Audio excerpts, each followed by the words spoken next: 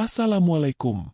Sebelum kita mulai, mohon keikhlasannya untuk like dan subscribe. Semoga sahabat semua selalu diberi kesehatan, serta kelancaran dalam setiap urusan. Jangan lupa juga untuk absen di kolom komentar. Tuliskan dari kota mana sahabat mendengarkan. Sekarang, mari kita mulai ceritanya. Apa kamu tuli? Hah? Suara itu membelah sore seperti petir yang menghantam atap rumah kami. Aku yang sedang melipat pakaian di kamar langsung menegang. Tanganku berhenti bergerak, napasku tertahan, dan jantungku berdegup lebih cepat dari biasanya. Kamu cuma beban di rumah ini. Teriakan itu datang dari ruang tengah. Suara suamiku, keras, kasar, dan tanpa sedikit pun rem. Aku tahu kepada siapa kata-kata itu diarahkan.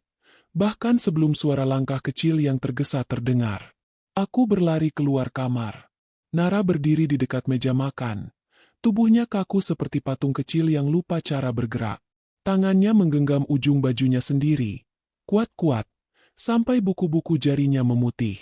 Matanya yang besar menatap lantai. Tidak berani mengangkat wajahnya. Usianya baru 8 tahun. 8 tahun. Dan ia sudah belajar bagaimana rasanya menjadi seseorang yang dianggap tidak berguna oleh ayahnya sendiri. Ayah capek kerja seharian. Pulang-pulang lihat rumah begini. Suamiku melanjutkan. Tangannya menunjuk sembarang arah. Main saja bisamu. Tidak tahu diri. Aku melihat bibir Nara bergetar. Bukan karena ingin membantah. Tapi karena ia menahan tangis. Anak itu selalu begitu. Menangis diam-diam. Seolah air matanya adalah kesalahan yang harus ia sembunyikan. Aku sudah menyapu, yah, katanya pelan. Suaranya nyaris tak terdengar, seperti bisikan yang takut hidup. Jawabannya justru membuat suara suamiku semakin tinggi. Menyapu? Itu yang kamu banggakan? Dasar anak tidak tahu apa-apa. Tangannya terangkat, bukan untuk memukul, tapi gerakan itu sudah cukup membuat Nara meringkuk refleks. Tubuh kecilnya bergetar, dan saat itulah aku tahu, ada sesuatu yang patah di dalam dirinya, dan juga di dalam diriku. Cukup, kataku akhirnya. Suaraku tidak keras, bahkan mungkin terlalu pelan untuk ukuran seorang ibu yang anaknya dihina. Tapi satu kata itu membuat suamiku menoleh ke arahku. Apa? Katanya tajam. Kamu mau bela dia? Aku menatap wajah suamiku. Wajah yang dulu kupikir akan menjadi tempat paling aman bagi kami.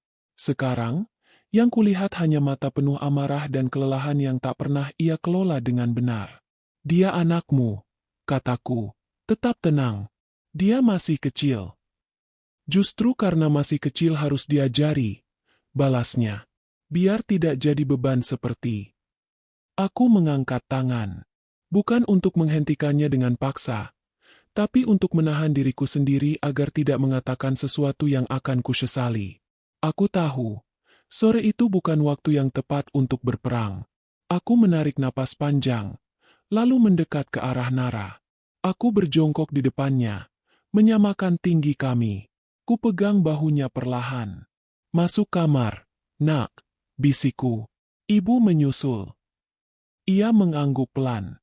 Tanpa suara, tanpa menatap ayahnya, ia berjalan melewatiku. Langkahnya ringan, tapi setiap pijakannya terasa berat di dadaku. Saat pintu kamar anakku tertutup, rumah itu terasa jauh lebih sunyi. Sunyi yang aneh, karena amarah masih menggantung di udara. Kamu selalu begini, kata suamiku setelah beberapa detik. Diam, sok tenang, tapi bikin aku kelihatan jahat. Aku tersenyum tipis. Senyum yang bahkan tidak sampai ke mataku. Aku tidak bilang apa-apa. Jawabku. Ya itu. Kamu selalu tidak bilang apa-apa. Ia mendengus kesal, lalu meraih tasnya. Aku keluar. Pintu dibanting keras. Getarannya terasa sampai ke dinding. Aku berdiri sendiri di ruang tengah. Menatap lantai yang katanya kotor. Menatap rumah yang katanya penuh beban. Lalu perlahan, aku duduk di kursi dan membiarkan napasku turun kembali ke ritme normal. Aku tidak menangis. Bukan karena aku kuat, tapi karena aku tahu, Jika aku menangis saat itu, aku akan hancur. Aku berjalan menuju kamar Nara. Anak itu duduk di tempat tidurnya, memeluk bantal. Saat melihatku masuk, ia buru-buru mengusap matanya. "Ibu, aku nggak nakal, kan?" tanyanya lirih.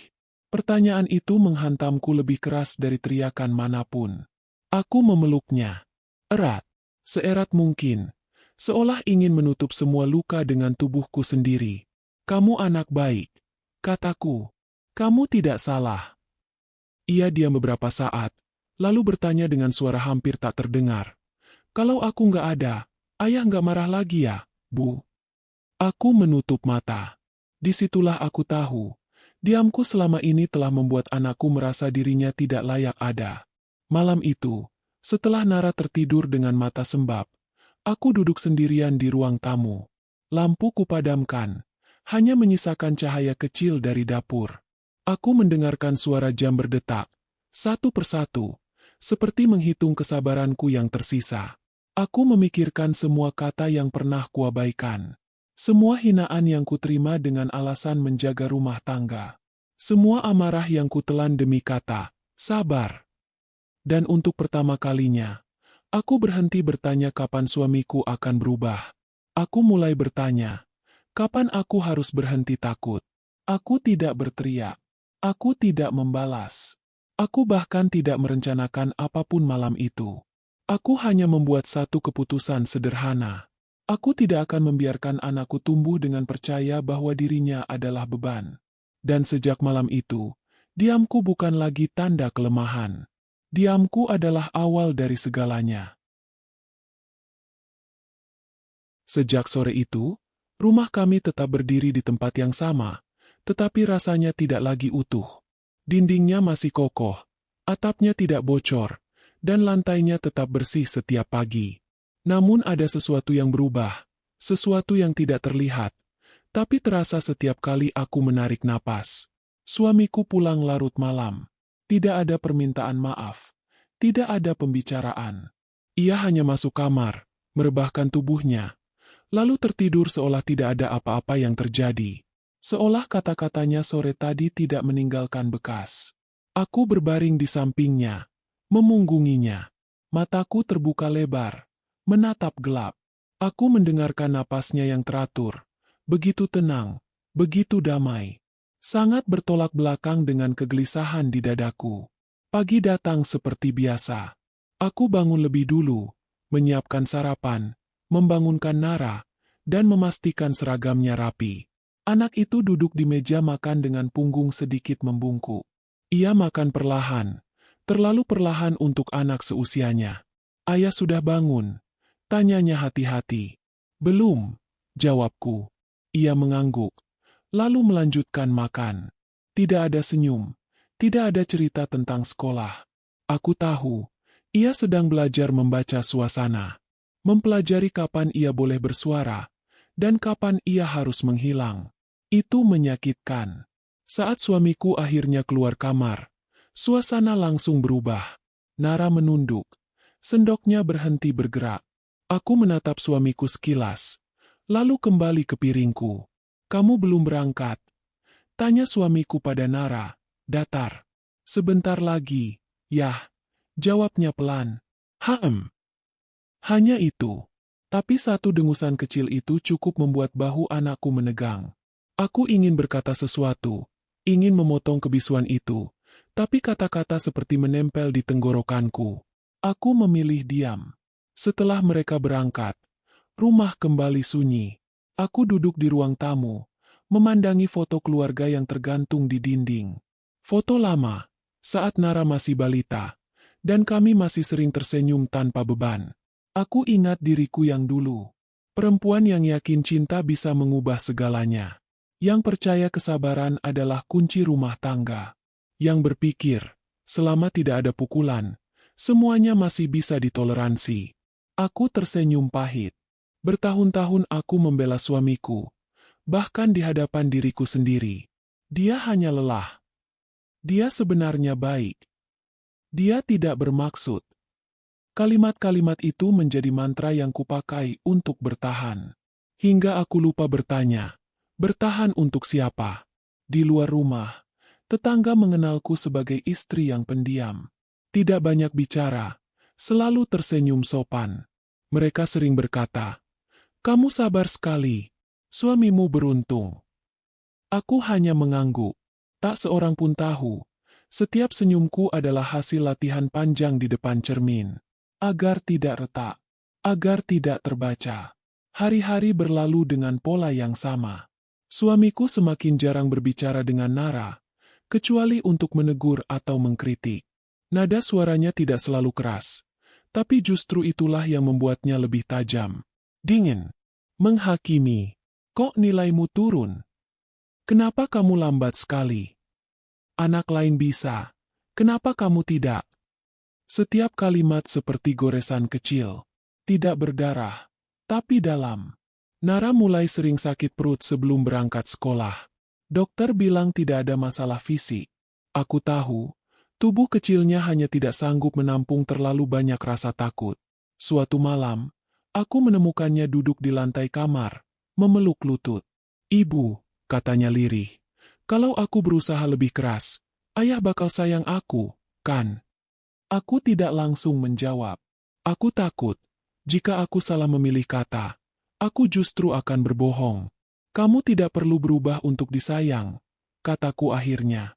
Ia tersenyum kecil, tapi matanya tetap kosong. Senyum yang terlalu dewasa untuk anak 8 tahun. Disitulah aku mulai sadar. Diamku selama ini bukan lagi sekadar menahan diri. Diamku telah berubah menjadi persetujuan tak tertulis atas semua perlakuan itu. Dan aku membencinya. Namun, aku juga tahu, jika aku melawan secara frontal, aku akan kalah. Suamiku pandai memutar keadaan. Pandai membuatku terlihat berlebihan, emosional, dan tidak rasional. Aku tidak bisa gegabah. Aku mulai memperhatikan lebih teliti. Nada suaranya, kebiasaannya, hal-hal kecil yang selama ini kuabaikan. Aku mendengarkan, mencatat dalam ingatan, tanpa mencurigakan siapapun. Di hadapannya, aku tetap istri yang sama, yang menyiapkan kopi, yang mengangguk saat ia berbicara, yang jarang bertanya. Aku membiarkannya berpikir bahwa aku lemah. Padahal, di dalam diriku, sesuatu sedang tumbuh. Bukan amarah yang meledak-ledak. Bukan dendam yang membabi buta. Melainkan kesadaran dingin bahwa jika aku tidak berubah, anakku akan hancur pelan-pelan. Suatu sore, saat menjemput Nara di sekolah, aku melihatnya berdiri terpisah dari teman-temannya. Ia menatap anak-anak lain yang tertawa, tapi tidak bergabung. "Kamu kenapa?" tanyaku. Ia menggeleng. "Nggak apa-apa."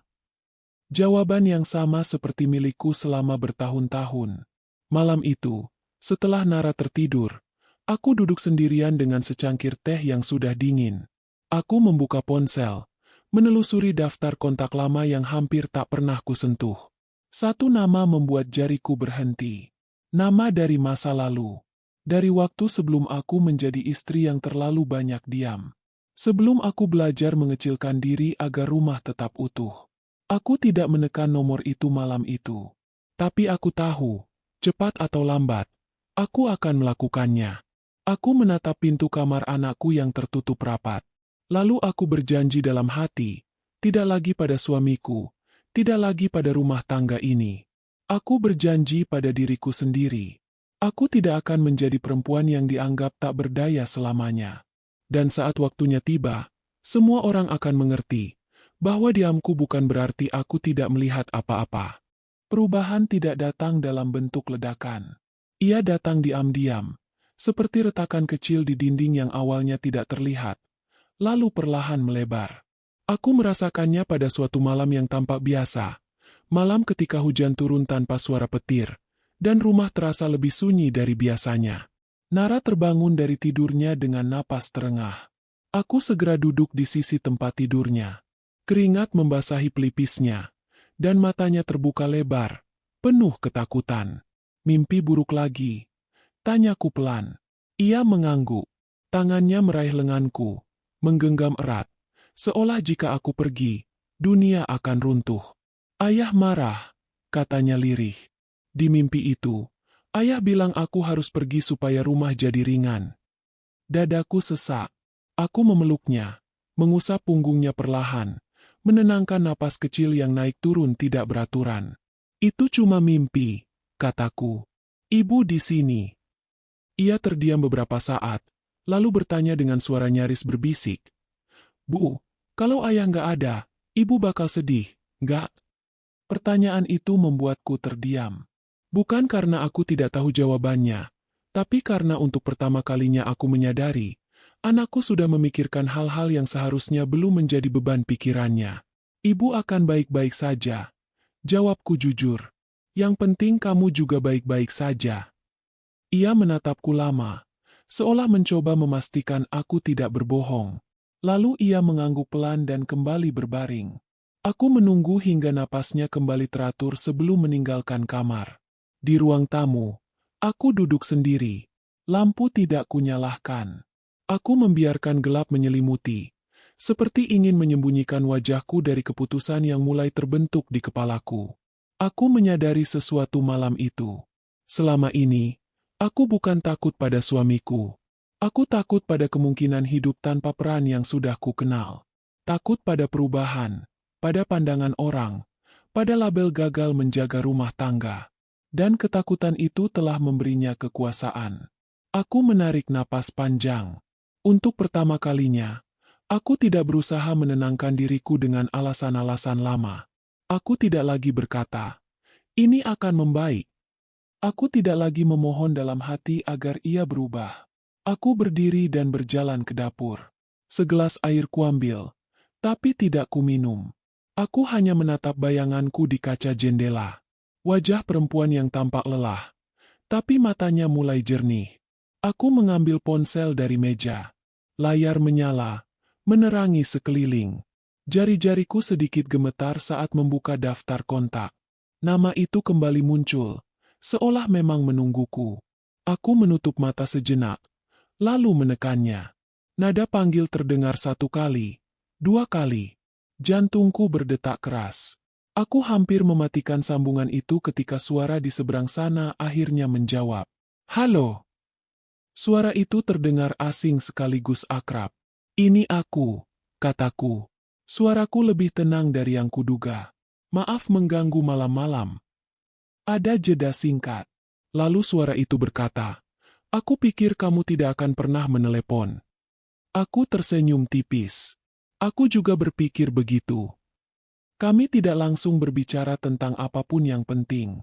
Kami hanya bertukar kabar singkat, tentang waktu yang sudah berlalu, tentang hidup yang membawa kami ke arah berbeda. Tapi di balik percakapan ringan itu, ada kesepahaman tak terucap. Aku tidak menelepon untuk bernostalgia. Aku menelepon karena aku butuh membuka pintu yang sudah lama kututup. Setelah sambungan terputus, aku duduk kembali. Tidak ada rasa lega, tidak juga rasa bersalah. Yang ada hanyalah ketenangan aneh, seperti seseorang yang akhirnya berhenti melawan arus dan mulai berenang dengan arah sendiri. Hari-hari berikutnya, aku menjadi lebih waspada. Bukan cemas, tapi sadar. Aku memperhatikan setiap detail kecil yang dulu luput. Cara suamiku berbicara di telepon. Cara ia menyebut namaku di depan orang lain. Cara ia merendahkan hal-hal yang menurutnya tidak penting, termasuk perasaanku. Aku mencatat semuanya di dalam kepala. Tanpa emosi berlebihan. Tanpa ingin membalas saat itu juga. Di hadapannya, aku tetap sama. Aku tetap menyajikan makan malam. Tetap mendengarkan keluh kesahnya tentang pekerjaan. Tetap mengangguk saat ia merasa paling benar. Aku membiarkannya percaya bahwa ia masih memegang kendali. Sementara itu, aku mulai berbicara lebih banyak dengan Nara. Bukan untuk menanyakan apa yang ia rasakan, tapi untuk mendengarkannya. Aku memberinya ruang untuk bercerita tanpa takut salah. Suatu sore, ia berkata, "Bu, aku suka kalau ayah lagi nggak di rumah." Kalimat itu tidak diucapkan dengan kebencian. Hanya kejujuran polos yang menusuk. Aku mengangguk. "Ibu juga suka kalau rumah tenang." Ia tersenyum kecil. Senyum yang pertama kali kulihat benar-benar sampai ke matanya setelah sekian lama. Malam itu, Saat suamiku tertidur lebih dulu, aku duduk di sisi tempat tidur dan menatap wajahnya. Wajah yang dulu kupilih dengan keyakinan. Wajah yang kini terasa asing. Aku tidak lagi marah. Aku tidak lagi berharap. Aku hanya melihatnya apa adanya. Dan disitulah aku tahu, rasa takut yang dulu mengikatku telah kehilangan cengkeramannya. Ia belum sepenuhnya pergi, tapi ia tidak lagi menguasai langkahku. Aku membaringkan tubuhku, menutup mata, dan untuk pertama kalinya dalam waktu yang lama, aku tidur tanpa beban di dada. Karena malam itu, aku berhenti takut. Dan saat seseorang berhenti takut, ia mulai menjadi berbahaya bagi mereka yang selama ini merasa berkuasa. Dari luar, rumah kami tampak sama seperti sebelumnya. Pagi-pagi aku tetap menyiram tanaman. Siang hari aku menjemur pakaian. Sore hari aroma masakan masih keluar dari dapur. Tidak ada tanda-tanda pertengkaran. Tidak ada suara bentakan yang terdengar sampai ke jalan. Semua terlihat normal. Dan itulah yang membuatku justru semakin waspada. Suamiku tampak puas dengan ketenangan itu. Ia pulang dengan langkah ringan, meletakkan tasnya sembarangan, lalu duduk menonton televisi sambil sesekali memberi komentar singkat. Ia mengira badai telah lewat. Mengira aku kembali ke posisi semula. Aku membiarkannya berpikir begitu. Aku tetap menjadi istri yang tidak banyak bertanya. Saat ia mengeluh tentang pekerjaannya, aku mendengarkan. Saat ia menyombongkan dirinya, aku mengangguk. Tidak ada perlawanan. Tidak ada sindiran. Ia tidak tahu, setiap kata yang keluar dari mulutnya kini tidak lagi menggoresku. Kata-kata itu berubah menjadi potongan informasi yang kusimpan rapi. Aku mulai mengenali polanya. Kapan ia paling percaya diri? Kapan ia paling ceroboh? Kapan ia merasa tidak tersentuh?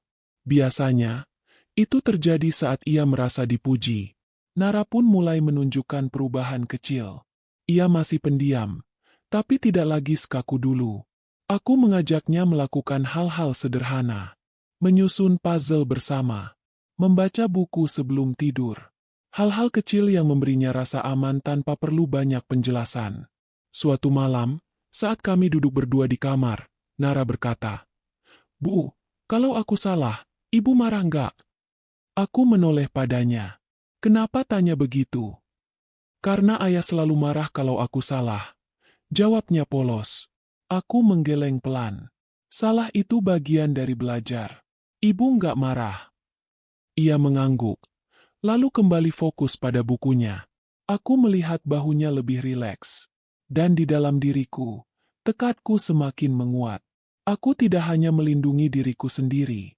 Aku sedang menyelamatkan masa depan anakku. Hari-hari berlalu. Aku mulai menyusun rencana kecil, bukan di atas kertas, tapi di dalam kepala. Setiap langkah harus tampak wajar. Tidak boleh ada perubahan drastis. Tidak boleh ada kecurigaan. Aku mengatur ulang caraku berbicara. Lebih singkat, lebih netral. Aku berhenti menjelaskan diriku sendiri. Aku tahu, menjelaskan hanya memberi ruang baginya untuk meremehkan. Suamiku tidak menyadari perubahan itu. Atau mungkin ia menyadarinya, tapi memilih mengabaikan. Baginya, aku tetap perempuan yang sama. Perempuan yang bergantung padanya. Perempuan yang tidak akan pergi kemana-mana. Suatu sore, ia pulang dengan wajah puas. "Aku dapat proyek besar," katanya sambil tersenyum lebar. "Kalau ini berhasil, posisi aku bakal naik." Aku menatapnya. "Itu bagus." Nada suaraku datar, tapi cukup untuk membuatnya merasa didukung. Ia duduk lebih tegak, mulai bercerita panjang lebar tentang betapa pentingnya dirinya di kantor. Aku mendengarkan, sambil menyimpan satu hal penting. Rasa percaya dirinya sedang berada di puncak. Malam itu, setelah Nara tertidur, aku duduk sendirian di ruang tamu. Aku membuka ponsel dan kembali melihat nama yang beberapa waktu lalu kuhubungi. Kali ini, aku tidak ragu. Kami bertemu di sebuah kafe kecil 2 hari kemudian. Tempatnya sepi, tidak mencolok. Aku datang lebih dulu. Saat ia masuk, kami saling menatap sebentar sebelum duduk. "Kamu kelihatan berbeda," katanya. Aku tersenyum tipis. Aku memang berbeda. Kami berbicara pelan. Hati-hati. Aku tidak menceritakan segalanya. Aku hanya menyebutkan hal-hal yang perlu. Tentang suasana rumah. Tentang anakku. Tentang perasaanku yang tidak lagi sama. Ia mendengarkan tanpa menyela. Apa yang kamu rencanakan? Tanyanya akhirnya. Aku mengaduk minumanku pelan. Aku hanya ingin kebenaran berada di tempat yang seharusnya.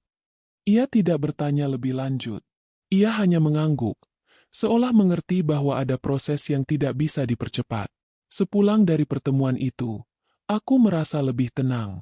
Bukan karena aku sudah melakukan sesuatu yang besar, tapi karena aku tahu, aku tidak lagi sendirian memikul semuanya. Di rumah, suamiku semakin tenggelam dalam dunianya sendiri. Ia sering pulang larut, membawa cerita tentang keberhasilannya. Ia mulai meremehkan hal-hal kecil di rumah, termasuk kehadiran kami. Kamu enak di rumah saja, katanya suatu malam. Gak tahu capeknya cari uang. Aku mengangguk. Iya. Jawaban singkat itu membuatnya tersenyum puas. Ia mengira aku menerima posisiku tanpa perlawanan. Padahal, aku sedang menghitung waktu. Aku mulai menyimpan dokumen-dokumen penting. Bukan untuk melarikan diri, tapi untuk berjaga-jaga. Aku mulai memastikan bahwa Nara selalu merasa aman di rumah, setidaknya saat bersamaku. Setiap malam, sebelum tidur, aku menatap wajah anakku. Wajah yang kini terlihat lebih damai. Aku berjanji dalam hati, apapun yang terjadi nanti, ia tidak akan merasa sendirian. Suatu malam, saat rumah benar-benar sunyi, aku berdiri di depan cermin. Aku menatap diriku sendiri. Perempuan yang selama ini dianggap tidak berdaya. Perempuan yang diamnya disalahartikan sebagai kelemahan. Aku siap, bisikku. Bukan untuk bertarung dengan teriakan. Bukan untuk membalas dengan kemarahan. Melainkan untuk menyelesaikan semuanya dengan cara yang tidak akan pernah ia lupakan. Karena rumah ini memang terlihat tenang. Tapi di balik ketenangan itu, aku sedang menyiapkan akhir yang sama sekali tidak ia duga. Kesuksesan membuat seseorang lupa pada banyak hal. Termasuk lupa bahwa tidak semua orang di sekitarnya benar-benar tunduk. Aku melihat perubahan itu dengan jelas pada suamiku. Bahunya semakin tegap, suaranya semakin keras, dan caranya memandang orang lain semakin tinggi dari tempat ia berdiri. Ia menikmati perannya sebagai pemenang. Proyek besar itu berjalan lancar. Namanya mulai sering disebut. Ia pulang dengan senyum puas yang jarang kulihat sebelumnya. Kadang ia bahkan bersiul kecil, seolah rumah ini adalah panggung tempat ia bisa memamerkan keberhasilannya. Kamu tahu, katanya suatu malam sambil membuka kancing kemejanya. Kalau aku naik jabatan, hidup kita bakal jauh lebih enak. Aku menuangkan air ke gelasnya. Aku senang dengarnya. Ia menatapku sekilas, lalu tersenyum. Senyum yang penuh keyakinan bahwa aku berada tepat di tempat yang ia inginkan. Di belakangnya, mendukung, tanpa bertanya. Sejak saat itu, ia semakin sering bercerita tentang rapat penting, tentang atasan yang memujinya, tentang rekan kerja yang mulai menaruh iri.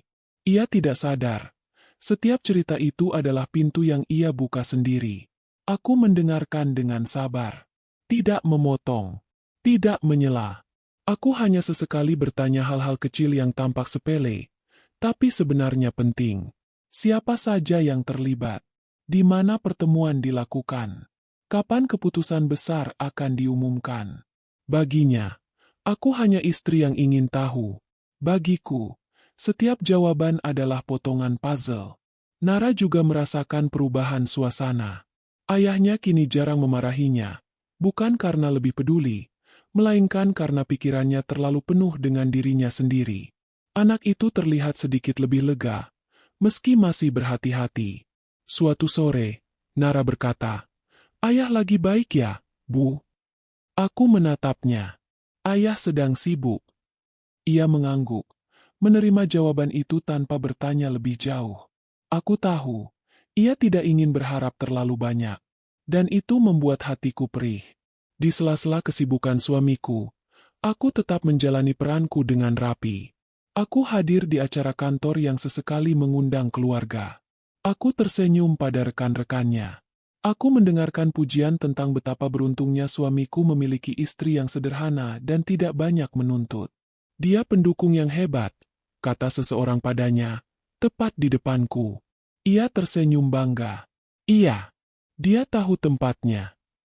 Aku tersenyum juga. Tak seorang pun tahu. Kalimat itu justru menguatkanku.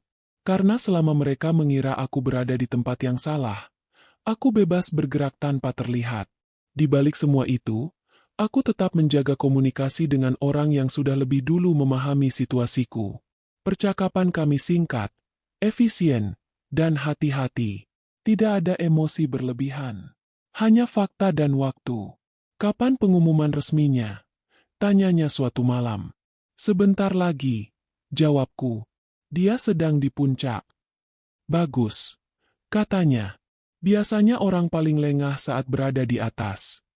Aku mematikan ponsel dan menarik napas panjang. Tidak ada rasa bersalah.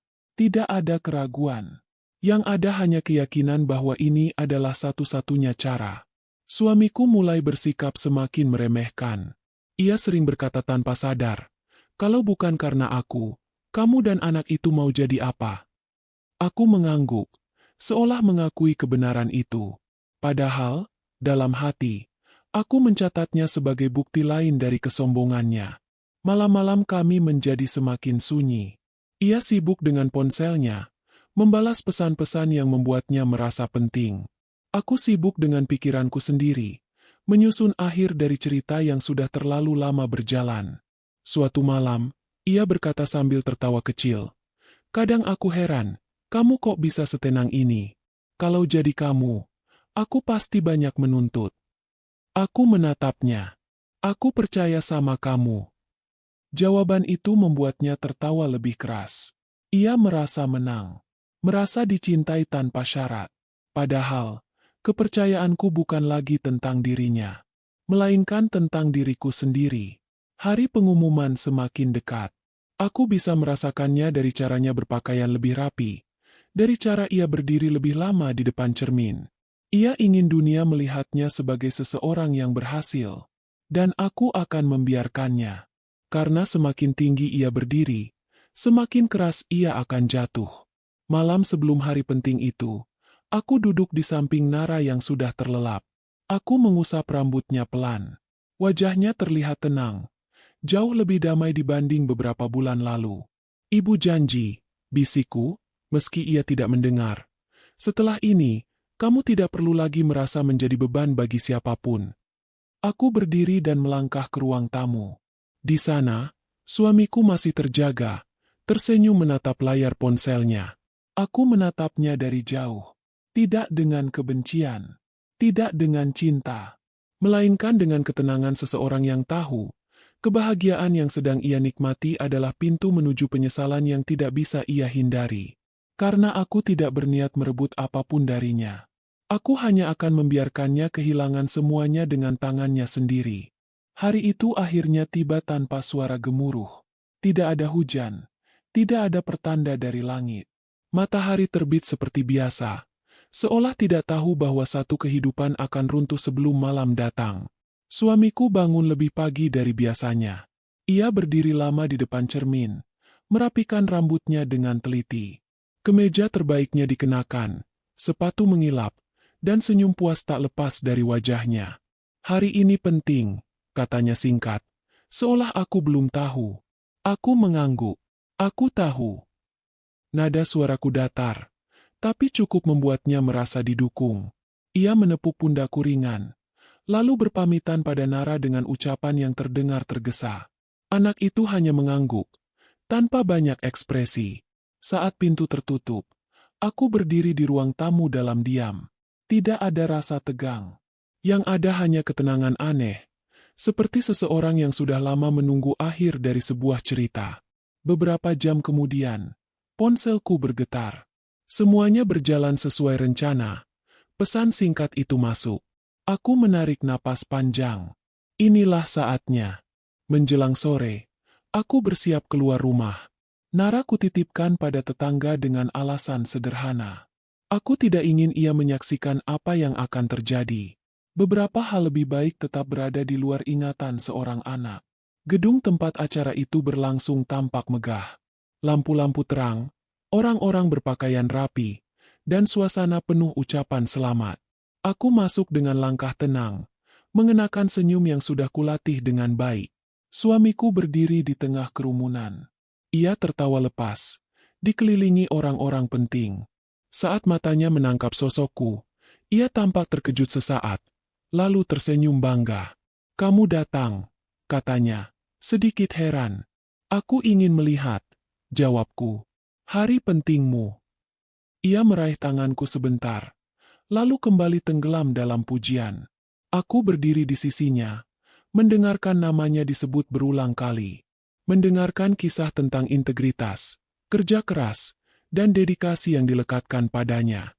Setiap pujian terasa seperti ironi yang pahit. Acara berjalan lancar. Hingga tiba sesi yang tidak tercantum dalam susunan acara. Seseorang naik ke panggung. Bukan pembawa acara. Bukan pula atasan suamiku. Wajahnya tenang. Suaranya mantap. "Maaf," katanya. "Kami perlu menyampaikan klarifikasi sebelum pengumuman resmi dilakukan." Ruangan mendadak sunyi. Aku menoleh ke arah suamiku. Senyumnya memudar perlahan. Ia berdiri lebih tegak, berusaha tampak tenang, tapi aku melihat kegelisahan di matanya. Klarifikasi itu dimulai dengan data, angka, dokumen. Proyek yang selama ini dibanggakan, ternyata dibangun di atas kebohongan yang disembunyikan rapi. Tanda tangan palsu, laporan yang dimanipulasi. Keputusan yang melanggar aturan. Satu persatu, fakta disajikan tanpa emosi. Aku melihat wajah suamiku berubah. Warna kulitnya memucat. Tangannya mengepal. Ia menoleh ke arahku, seolah mencari penjelasan. Aku menatapnya kembali. Tidak dengan senyum, tidak dengan kemarahan. Hanya tatapan tenang. "Ini tidak benar," katanya akhirnya. Suaranya bergetar. "Ini fitnah." Namun tidak ada yang menjawabnya. Karena kebenaran tidak membutuhkan pembelaan berisik. Nama suamiku dicabut dari daftar. Jabatan yang hampir ia raih menguap begitu saja. Orang-orang yang tadi mengelilinginya mulai menjaga jarak. Beberapa menunduk. Beberapa berbisik pelan. Ia berdiri sendirian di tengah ruangan. Aku melangkah mendekat. Cukup dekat untuk bisa ia dengar. "Aku tidak berbohong," kataku pelan. "Aku hanya berhenti menutupi." Matanya menatapku penuh kebingungan. Kamu yang melakukan ini." Aku menggeleng. "Kamu sendiri yang melakukannya." Aku hanya memastikan kebenaran menemukan jalannya. Ia ingin berkata sesuatu, tapi tidak ada suara yang keluar. Untuk pertama kalinya, ia kehilangan kata-kata. Aku meninggalkannya di sana. Tidak menunggu permintaan maaf. Tidak menunggu penjelasan. Aku berjalan keluar gedung dengan langkah ringan, seolah beban bertahun-tahun akhirnya terlepas dari bahuku. Malam itu, ia pulang lebih lambat dari biasanya. Wajahnya kusut, matanya merah, dan langkahnya gontai. Ia duduk di sofa tanpa berkata apapun. "Aku tidak tahu kamu sejauh ini," katanya akhirnya. Suaranya serak. "Kenapa kamu lakukan ini?" Aku berdiri di hadapannya. "Karena kamu lupa bahwa rumah ini bukan panggung, dan anakmu bukan beban." Ia menunduk. Tangannya menutup wajah. Untuk pertama kalinya, aku melihatnya hancur. Bukan karena kehilangan jabatan, tapi karena kehilangan kendali. "Aku bisa memperbaikinya," katanya putus asa. "Tolong." Aku menggeleng pelan. Tidak semua hal bisa diperbaiki. Beberapa hanya bisa disadari, lalu diterima. Malam itu, tidak ada pertengkaran. Tidak ada teriakan. Hanya keheningan panjang yang akhirnya memaksanya melihat dirinya sendiri tanpa cermin kepalsuan. Aku masuk ke kamar Nara, memeluknya yang tertidur. Napasnya tenang. Aku tahu, apapun yang terjadi setelah ini, satu hal sudah pasti. Kebenaran telah keluar dari persembunyiannya. Dan tidak ada satupun yang bisa memasukkannya kembali. Setelah kebenaran terungkap, Rumah ini tidak langsung berubah menjadi tempat yang damai. Tidak ada keajaiban. Tidak ada pelukan yang menyembuhkan segalanya. Yang tersisa hanyalah ruang kosong yang dulu diisi oleh kesombongan, kini dipenuhi penyesalan. Suamiku menjadi lebih pendiam. Ia bangun pagi tanpa tergesa, duduk lama di meja makan tanpa menyentuh sarapan. Tatapannya sering kosong, seolah masih mencoba memahami bagaimana semua yang ia banggakan bisa runtuh dalam satu hari. Ia tidak lagi berbicara tentang kantor, tidak lagi mengeluh tentang dunia yang menurutnya tidak adil. Untuk pertama kalinya, ia benar-benar mendengarkan keheningan. Nara memperhatikan perubahan itu dari kejauhan. Anak itu tidak bertanya apapun. Ia hanya mengamati, seperti seseorang yang sudah terlalu sering berharap, lalu belajar untuk tidak mengharapkan apa-apa. Suatu sore, suamiku mencoba mendekatinya. "Nara," katanya pelan. Anak itu menoleh, tapi tidak mendekat. Ia berdiri dengan jarak aman, matanya waspada, bukan marah. "Ayah minta maaf," ucapnya. Kata-kata itu terdengar berat, seolah baru pertama kali ia menggunakannya dengan sungguh-sungguh. "Ayah salah." Nara diam, tidak menjawab, tidak juga pergi. Ia hanya berdiri di sana, memegang bukunya erat. "Ayah dulu bilang kamu beban," lanjut suamiku. Suaranya bergetar. "Ayah bodoh. Ayah tidak pantas bilang begitu." Aku berdiri di ambang pintu, menyaksikan semuanya tanpa ikut campur. Ini bukan lagi tentangku. Ini tentang hubungan yang sudah retak terlalu dalam untuk diperbaiki dengan satu permintaan maaf. "Aku nggak marah, Yah," kata Nara akhirnya. Suaranya tenang, terlalu tenang untuk anak seusianya. "Aku cuma nggak tahu harus ngomong apa." Kalimat itu menghantam suamiku lebih keras daripada tuduhan apapun. Ia menunduk, bahunya turun, dan aku tahu, ia baru saja menyadari sesuatu yang tidak bisa ia perbaiki.